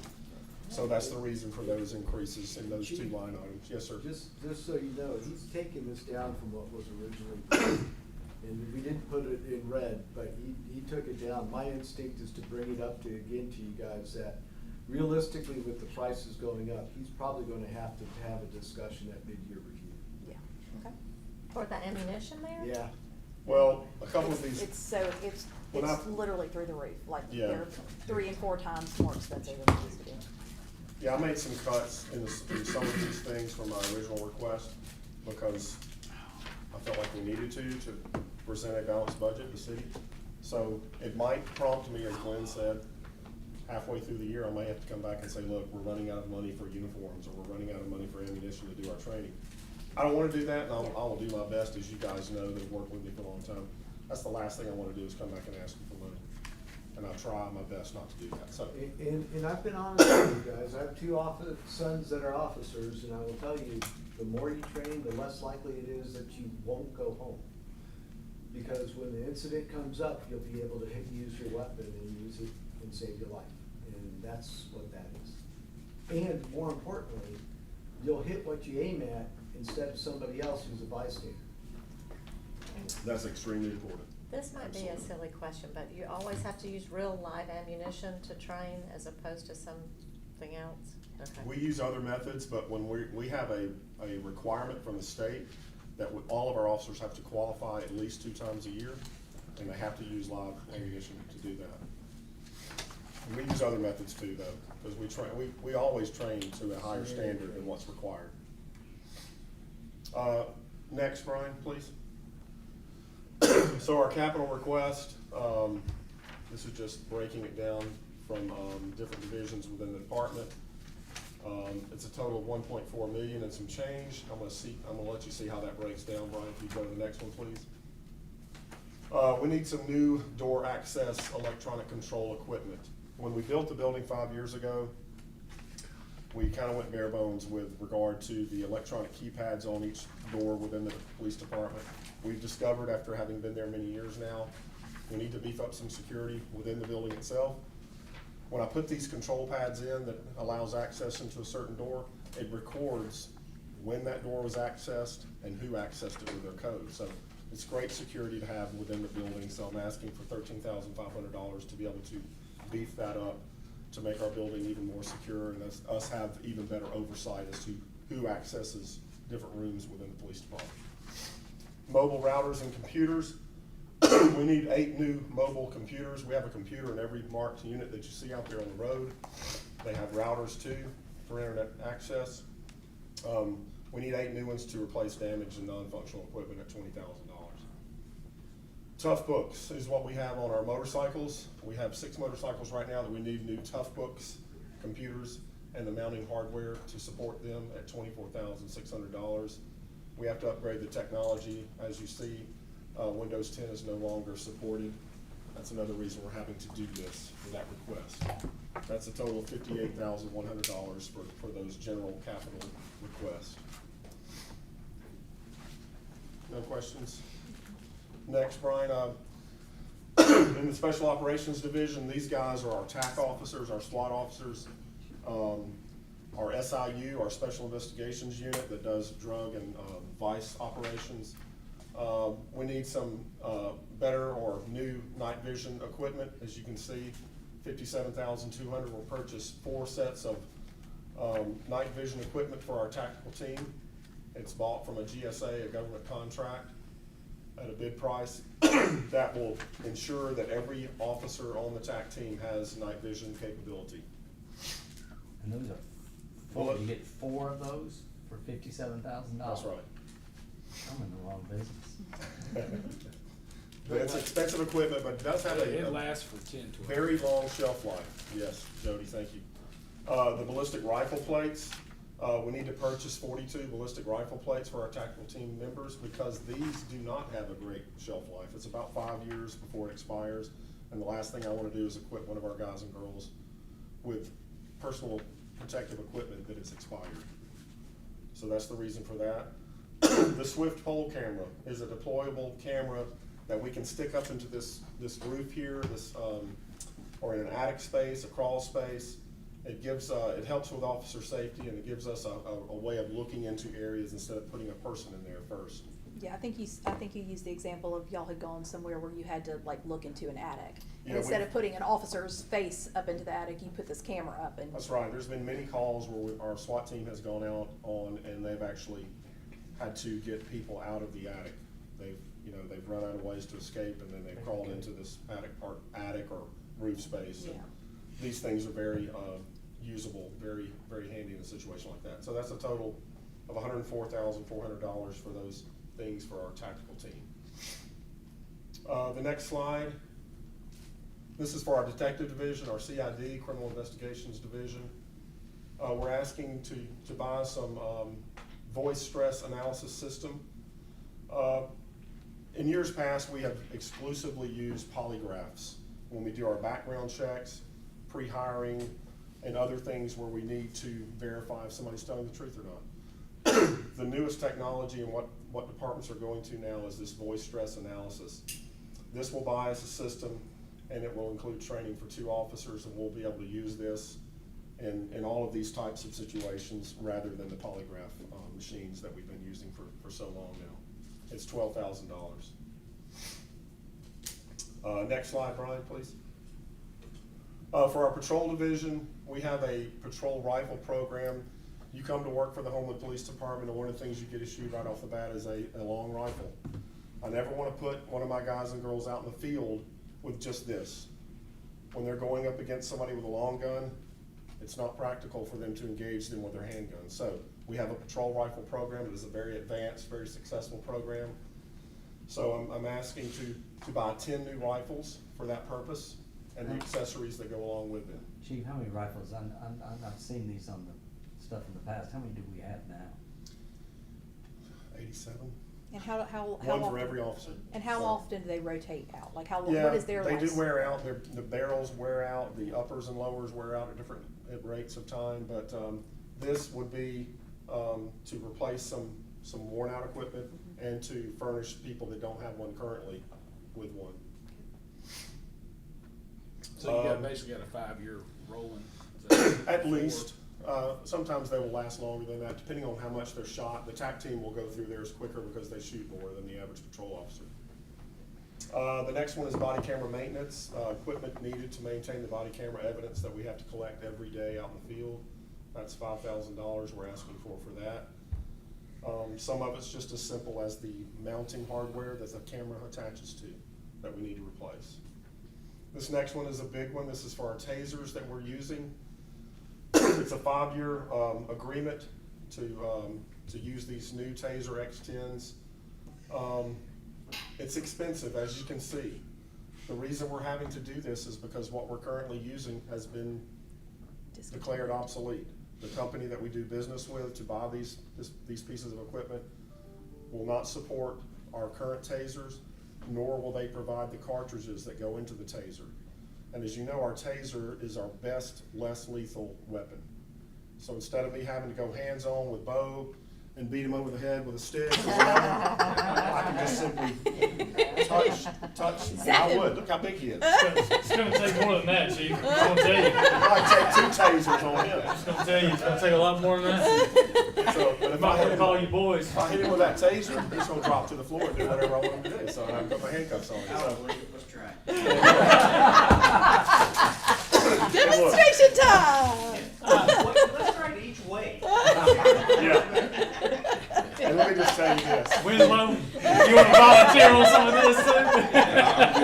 That's what we do is our This is initiation for the new routine. guys. We had some discussions, my staff and I, about this item, because as you can see, it's very expensive. And we had some serious discussions about it, because not every police department has this technology. But if we don't have it, I have a lot of female officers. I have 9 female officers. That's probably probably twice as many female officers as Vestavia has, Mountain Brook has, some of our other surrounding municipalities. I want to give our officers, whether they're male or female, or whatever, I want to give them the opportunity to have every weapon available to them possible to defend themselves and to keep them, like I said, from having to go hands-on. This enables them to be able to do that, to continue to be able to do that. And non-lethal, so. Right. I mean, it's- So for this year, it's the 76,617, but for the entire 5-year life of the contract, it's the 372,285. Okay. So in a sense, we'll go 73,917 next year and 4 more years. That's correct, for 5 years contract. And it will cover everything, any maintenance that needs to be done on it, if they fail or whatever, they'll be replaced and so forth. So that's less than 1,000 an officer, basically. Right. I mean, just, Exactly. it's a no-brainer. I mean, it's money, but. It's great technology. We have used them successfully in the field many, many, many times. And how long will those last? How long will these tasers last? I mean, Well, I know. at least 5 years. Okay, okay. Is what I'm thinking. Yeah, because with technology, So you just never don't know. what these companies Sure. do to Sure, get sure, our sure. business again, you know. Right. Now you gotta get this one. Yeah. So that's what that is. The next one, as you can see, is for handguns. We have decided a couple of years ago, to implement a department-issued handgun program in lieu of the gun allowance that we used to have several years ago. This will enable me to issue a handgun to every officer that works in the department. And we're asking for $50,000 to be able to buy 35 to 40 guns this year, and then we'll do it again next year to finish it out. And so unlike previous years when we did the gun allowance, those guns stayed with the officer. This allows, these guns belong to us. We have all of the serial numbers registered. They know who gets which gun, and if that person leaves the department, that gun comes back to us. And then we do have, at the end, if an officer retires, they have the option of purchasing That's correct. their handgun for a certain price. And But some people will want to do that, some people Yeah. will not. But as Barry said, we do have a very sophisticated inventory system. Whenever we purchase a gun especially, it is documented to the nth degree, serial number in so many places. There's purchase, documentation, there's inventory documentation within our department, and we conduct an inventory every year, especially to include our weapons inventory. Chief Frost, what does that look like as far as the sourcing of those guns? Do you provide a list that they select from, or? That's exactly right. We have an approved list by our trainers. Because it's not always one size fits all. Like I said, we have several females within the department and their hand's not as big as my hand. So a gun that I like may not be the gun that they like. So we have a broad list, but it's every one of which is approved by our firearms trainers. Will that we they can have select from. anything that comes back to us, we're handing you a new gun, are there guns that are ours that some of these officers have that they're gonna give us back? No, everybody currently that works for us they provide their own sidearm, their own pistol. Traditionally, we've only provided long guns to them and assigned those. What do you do with those at the end of life? Sir, What do you do with these guns in the program at the end of life? we have to destroy them. Whenever we seize a gun or whenever we surplus a gun, now, let me make an exception. There have been times when we have negotiated deals, like a trade deal with a gun broker or gun dealer, where we've been able to take some surplus that have been declared surplus by the council, some surplus weapons, and actually trade them to a gun dealer and towards the purchase of some guns that the department wanted to buy. But that's kind of a rare exception. Normally when things are surplus, even if we seize something out in the field, it has to be destroyed eventually, melted down. Next slide, Brian, thank you. Again, just going through the rest of the safety capital, rifle suppressors. Suppressor is something that goes on the end of a rifle to suppress the sound and concussion that the shot, when it's fired, makes from the weapon. We're asking for these for our tactical team members so that if in the event they have to utilize those weapons in a close quarter combat situation, they're entering let's just say we're serving a high risk drug warrant and our team takes fire and we have to return fire. These suppressors will lessen the impact that all that fire has on the officers and distracting them from hitting what they're aiming at. Also allows their signatures so they can't receive fire. Right, that's right. So I can't remember how many this buys, but it's enough to equip the whole team with these rifle suppressors. And that's $26,000 to put that on our current rifles that we have. Ballistic patrol vest, we always ask for about $15,000. This is nothing new. Some of that we get through grant money from time to time, but we're asking for $15,000 to replace our vests that our guys and girls wear underneath their shirts because they do have a 5-year expiration. So we ask to replace some of those every year. That's a total of $41,000 for the safety equipment. Chief, will that suppressor cost go with the new long guns combined? Yeah, well, they could be added to those guns, but these will be primarily utilized by the people that are on the tactical team, the SWAT team. Okay. Brian, next slide, please. And the biggest item that we're asking for, much like Brandon, is vehicles. So we're asking for 12 cars, 6 of which are marked, 6 of which are unmarked. The reason I need 6 marked units is I'm asking you for 3 new people. These 3 new officers need a car to drive. We assign a car to every officer. We've been doing that for a number of years. It's a great recruiting and retention tool within the department. So I'm asking for 3 for them, and I'm asking for 3 to replace our canine vehicles. You see the guys that ride around that have dogs assigned to them? There's something on the side that will tell you that. Those cars are worn out. The engine hours especially, because they have to sit there idling for so long to keep the air conditioning going for the dogs and so forth that are inside. They hardly ever get turned off. So I coordinate with Blake at the city shop a great deal when I try to start selecting which vehicles that need replacing. And I trust his opinion a great deal because he works on these things. He keeps them running.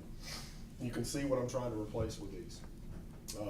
A vehicle with 171,000 miles, a vehicle with 189,000 miles.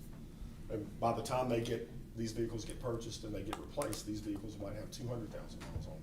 So with coordination through his department and him and I having conversations about these vehicles, this is what I've come up with for my request for vehicles. 6 marked, 6 unmarked, that will go into the hands of some detectives and some of our special investigators that work in vice narcotics to replace some of their worn out equipment. And like I said, you can see the mileage indicated on all those, and that was probably a couple of months ago. That's the mileage on it. Like I said, by the time we get around to replacing them after the vehicle's purchased and delivered, they will have even more mileage. That is a total of $1,036,000. The other vehicle that we're asking for 2 electric bicycles, electric assist. You can still pedal them.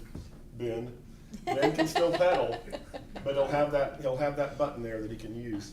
If we're on one end of the trail, and let's just say we get a call to the other end of the trail, it's 2-3 miles. Yeah. So we can hit that. Oh, is it 4 miles now? Almost 4. We can hit that electric assist, and I think it'll go up to 25 miles an hour, which is a lot better than trying to pedal at 25 miles an hour. Yeah. you don't wanna be worn out when you get there to the call. So that's the reason we're going with these electric assist bicycles. And didn't we say, I mean, and this may have changed, but, the new facility at the trail will be where these are kept? Yeah, we'll be able to charge them there and things like that. It'll is just what we be there to stay. anticipate.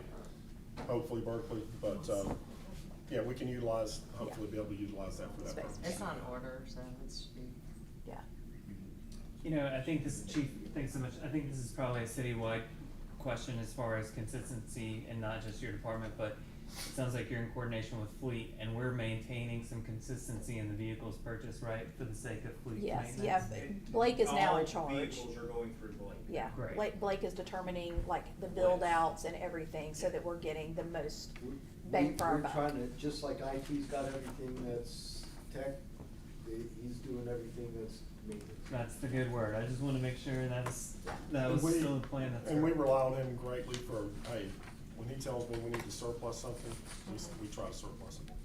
When we wreck a vehicle, is it worth repairing? He has to make, you know, decisions on that kind of thing too, and we coordinate with that as well on decisions like that with regard to our fleet.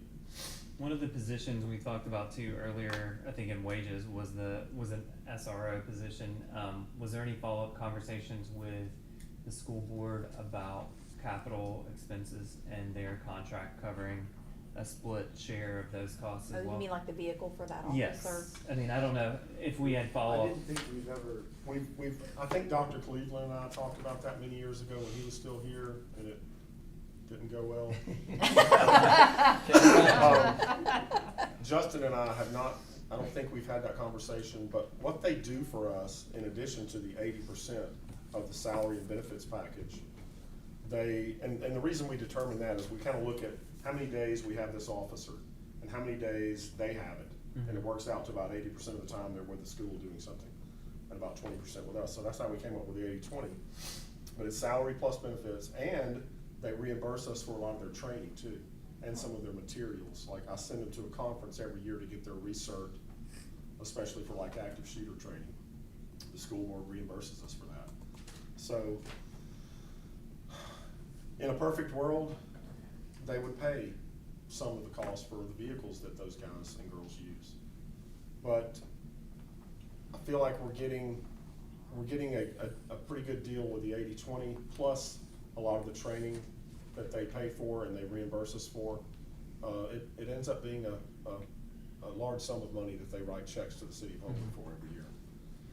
We have a good agreement. they have a pretty tight budget, and sat through a budget brief, they're pretty tight.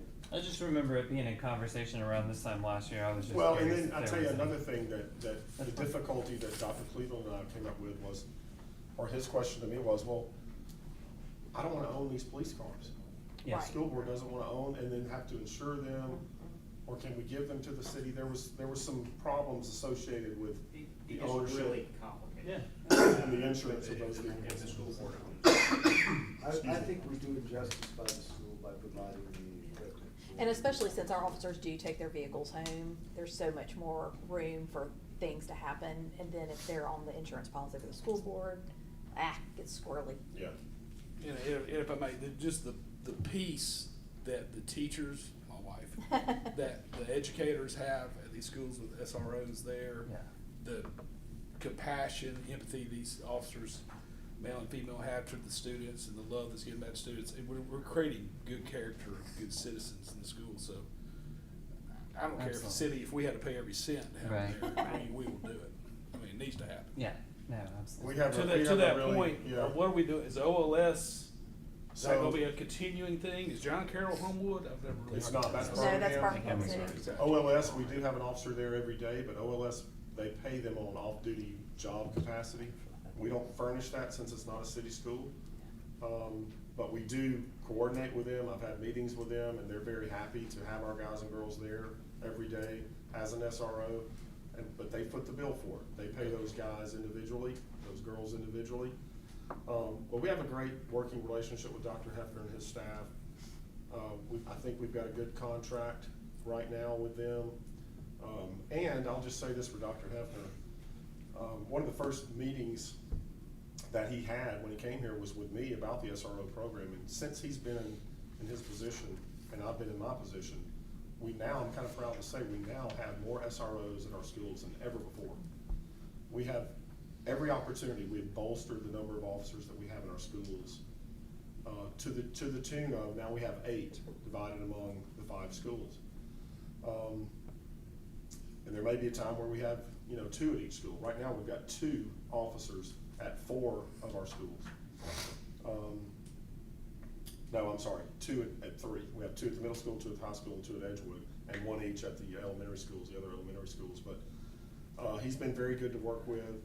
We had a situation where we had retired contracted people that did this job at these schools, and we discovered after doing that for several years that wasn't ideal. So his goal and my goal became, we're gonna start replacing those when they retire out, when they age out, whatever, with full-time police officers. And he believed that the board would go along with that, with this 80-20 split. It cost them more money, but ultimately it gives us a better situation. Over And there haven't with we full-time gotten, police we have officers. now gotten to the point where all 8 of the officers are now, we had one person that was We still a have one. retiree. We They're still still have the one We retiring, have okay. one retired officer over there, but he does a great job for Yeah. us. And my understanding is, and certainly my opinion is, he can stay there as long as he wants to. But when he does leave one day, we We'll will replace replace him him, just with like him. we're doing this year. Yeah. With a full-time police officer. Yeah. This is not budget related, but I have you to myself for a second. My wife's a teacher, so Yeah. obviously I have with the whole school active shooter stuff, do you and your force, y'all have ability to get into school, each school, you have the keys, you know the layout of the school, or, because I've We heard do. differing things, so I want some We have the clarity on ability to that. access all the schools. We were, thankfully, we were given a lot of leeway with making recommendations for security measures when all the schools were either built and or renovated most recently. And Dr. Hefner and his staff have always given us the opportunity to come in there and train with schools out during the summertime, let our TAC team go in there. We've got blueprints, drawings, all sorts of stuff at our disposal for if heaven forbid, we did have a situation like that at one of our schools. We can pull all that stuff up. As we set up our command post, we can have all that stuff up at our fingertips. And we already know the lay of the land, the lay of the school, and we can go in there and do what we need to do because of our training and because of our relationship with the schools, with Dr. Hefner and all the principals and so forth. Where are we from a police or psychology, like the active shooter training? I know we had one years ago, and it was. Okay, hey, I will say, getting a little off track. Yeah, I know. Yeah, sorry. I'm leaving. I'm leaving. shutting We'll you down. catch up. We'll I'm catch up. shutting you down. Yeah, Yeah. you get together with Yeah. Chief Ross and figure that out. Okay, so we've done capital So budget. that's Yeah. $1,047,000 total for our vehicle capital. And the next slide, please, Brian. That might be it. And it is. End of slideshow. All right, does anybody have any questions for Chief Ross that they have not asked that don't involve psychology? Anyone, anywhere? Well, I mean, back to the brass tacks, that 91,000. Let's just be honest. Is that going to raise enough revenue to justify the cost? Is it going to make our community safer? Are we going to pick Where up? are we back to? Chris? Oh, we're back to the thing. We're going to talk about that later. Okay, Thank you, okay. psychology. Keep it on down there. Come here, Berkeley. All right. I want Berkeley to have a bite. He needs a taser. Yeah, exactly. Where's that taser when we need it? Okay. With that, if there are no further questions, we are done for tonight, and we are done early. So yay us. Thank y'all for giving me everything I want. Yeah. And I can't promise that this is going to be the case every night. Next week on Tuesday, we will hear from engineering, capital / inspections, and we will hear from Judith with the library budget. And then on Thursday night next week, we will hear from Public Works Parks, Mr. Squires, courts, and traffic. So that's what we've got coming up and to look forward to. And with that, we are adjourned for tonight.